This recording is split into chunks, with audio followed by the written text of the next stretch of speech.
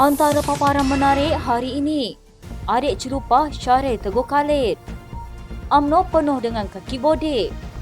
PAS Kedah yakin menang mudah pada pilihan raya negeri. UMNO sasar 22 kerusi Don Selangor.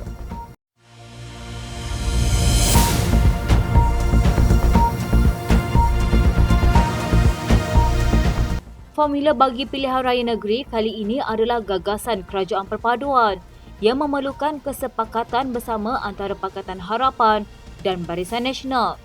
Timbalan Pengerusi PKR Selangor, Borhan Ahmad Shah berkata kekuatan jentera kedua-dua gabungan politik itu mampu memberikan impak besar bagi meraih sesuatu di luar jangkaan dalam pilihan raya negeri nanti. Bagi PH katanya gerak kerja jentera dilaksanakan berdasarkan pengalaman pada pilihan raya umum ke-15 akan dimantapkan bagi menghadapi cabaran Perikatan Nasional yang mahu menguasai negeri Selangor. Daripada segi jentera dan logistik, persiapan memang sudah dilakukan lebih awal sebab kita tahu bahawa PRN akan tiba dan kita bersedia untuk menggempur PN. Kekuatan dan persediaan jentera PH dalam PRU15 yang lalu akan diguna pakai dengan mengekalkan apa yang sudah ada untuk menghadapi PRN Selangor. Beliau yang juga Setiausaha PH Negeri berkata kerjasama PH dengan Barisan Nasional melalui Kerajaan Perpaduan diharap dapat menjalankan tanggungjawab secara bersama dengan baik. Ini adalah bagi memastikan persediaan dan kekuatan jentera dapat digembleng secara bersama-sama dalam menghadapi PRN di Selangor. Tambahnya, segala persediaan itu akan merangkumi aturan strategi untuk menggerakkan seluruh kekuatan jentera akar umbi PH bersama parti komponen BN termasuk di 5 negeri lain yang menghadapi PRN. Pada Mac lalu, PN mengisytiharkan kempen siap siaga 100 hari gempur PN Best bagi menghadapi pilihan raya yang dijangka diadakan pertengahan tahun ini di 6 negeri iaitu di Kedah, Kelantan, Terengganu, Pulau Pinang, Selangor dan Negeri Sembilan. Sebanyak 245 kerusi Dewan Undangan Negeri akan dipertandingkan dalam PRN itu iaitu 56 kerusi di Selangor, Kelantan 45, Pulau Pinang 40, Negeri Sembilan serta Kedah masing-masing 36 kerusi dan Terengganu 32. Kenyataan pengarah komunikasi Parti Amanah Negara Khalid Samad yang mencetuskan perbalahan antara pemimpin dalam Parti Kerajaan Perpaduan menunjukkan beliau tidak memahami maksud dan tujuan amanah menyertai kerajaan. Veteran UMNO Tan Sri Syaril Samad menegur sikap adiknya Khalid yang dianggap celupar mengeluarkan kenyataan berkaitan isu pengampunan bekas Perdana Menteri Datuk Seri Najib Razak. Katanya jadi kelam kabut bila pegawai parti tak memahami apa maksud dan tujuan partinya menyertai kerajaan perpaduan madani. Kesudahannya orang yang lebih tinggi jawatan dalam parti kena mohon maaf kerana mula orang bawah yang celupar. Bukan ramai sangat pun, buat sahajalah chat group kumpulan sembang untuk bincang. Najib kini menjalani hukuman penjara 12 tahun selepas Mahkamah Persekutuan pada Mac lalu menolak permohonannya untuk menyemak semula sabitan dan hukuman dikenakan berhubung kes penyelewengan dana SRC International Sdn Bhd. Dalam permohonannya, bekas Perdana Menteri memohon membatalkan keputusan dibuat panel 5 Hakim Mahkamah Persekutuan dipengerusikan Ketua Hakim Negara Tun Tengku Maimun Tun Mat pada 23 Ogos 2022. Pada 28 Julai 2020, Hakim Mahkamah Tinggi ketika itu, Datuk Muhammad Nazlan Muhammad Ghazali mendapati Najib bersalah terhadap 7 tuduhan pecah amanah, menyalahgunakan kuasa dan pengubahan wang haram dan memerintahkannya dipenjara 12 tahun dan didenda 210 juta ringgit.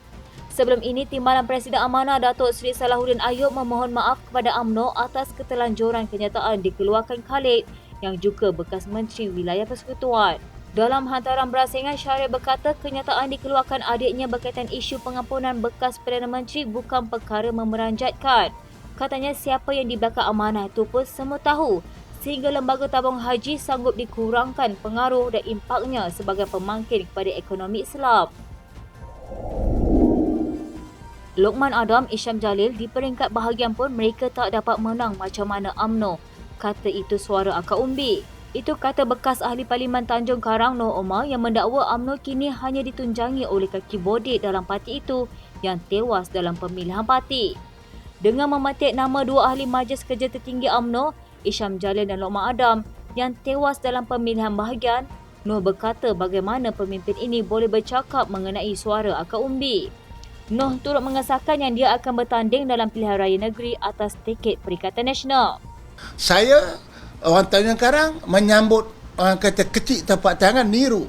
Saya tadahkan untuk sama-samalah dengan pemimpin UMNO Malaysia hancurkan UMNO Tanjung Karang. Welcome. Saya akan kerjasama. Bukan saya nak hancurkan, orang tahan hancurkan. Namun UMNO kini hanya tinggal kaki bodek, kalah dalam pemilihan ketua bahagian dan cawangan.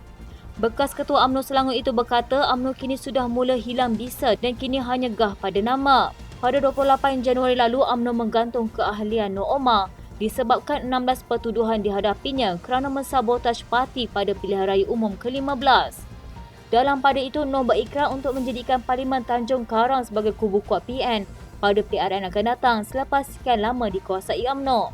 Jadi saya dah berusaha menjadikan Tanjung Karang sebagai kubu kuat UMNO, kubu kuat Barisan Nasional. Tapi apabila ada orang luar nak menghancurkan UMNO sendiri, maka saya akan berusaha pula menjadikan Tanjung Karang kubu kuat Perikatan Nasional. Noh berkata dia faham dalam politik tidak ada yang kekal. Pemimpin silih berganti, apa yang ada hanyalah perjuangan sesebuah parti.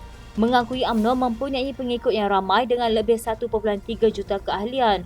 Noh berkata parti itu sememangnya hebat dari struktur dan sokongan akar umbi. Pesuruhjaya PAS Kedah Datuk Ahmad Yahaya memaklumkan bahawa parti itu akan mempertaruhkan kombinasi calon muka lama dan baharu dalam misi mempertahan kerajaan negeri Kedah yang kini ditadbir Perikatan Nasional pada pilihan raya negeri akan datang. PAS Kedah telah memaklumkan bahawa parti itu belum memuktamadkan senarai calon yang akan ditampilkan. PAS khususnya sudah bersedia dengan calon boleh menang. Katanya, kita belum memuktamadkan calon-calon yang bertanding pada PRN Kedah nanti, tetapi sudah tentu ada wakil rakyat kini yang akan terus ditawarkan peluang bertanding di kawasan masing-masing dan ada juga calon muka baru yang kita akan perkenalkan. Kita sudah bersedia bersama calon-calon boleh menang yang ada pelbagai latar belakang bagi menggandakan kemenangan PN di Kedah kelak. Pada 14 April lalu, Ketua Pengarah Pilihan Raya PN, Datuk Seri Muhammad Sanusi Makno yang juga Menteri Besar berkata, rundingan kerusi antara PN di Pulau Pinang, Kedah, Kelantan dan Terengganu telah selesai kecuali Negeri Sembilan dan Selangor yang dijangka dimuktamadkan tidak lama lagi. Sementara itu, menyentuh pembahagian kerusi berkenaan, Ahmad yang juga Ketua Dewan Ulama PAS berkata, perbincangan berkaitan agihan kerusi berjalan sangat baik dan dalam suasana harmoni antara parti-parti dalam PN untuk menghadapi PRN. Ada pelbagai kaedah yang biasa digunakan, antaranya status quo yang menyandang kekal diwakili parti sama, tapi tidaklah secara kekal kerana tetap ada keanjalan mengikut situasi tertentu. Kaedah lain kita amalkan mungkin mana-mana kerusi parlimen yang tidak ada diwakili rakan akan kita beri kepada rakan untuk bertanding. Begitu juga jika PAS yang tidak diwakili mana-mana ahli Dewan Undangan Negeri di sesuatu kawasan ada kursi kepada PAS. Apa-apa pun saya bagi pihak PAS menghargai rakan-rakan parti lain yang memberi kerjasama dalam hal ini. Dengan gabungan kerjasama, kesungguhan serta suasana baik ini kami yakin rakyat Kedah khususnya dan juga 5 negeri lain akan bersama PN.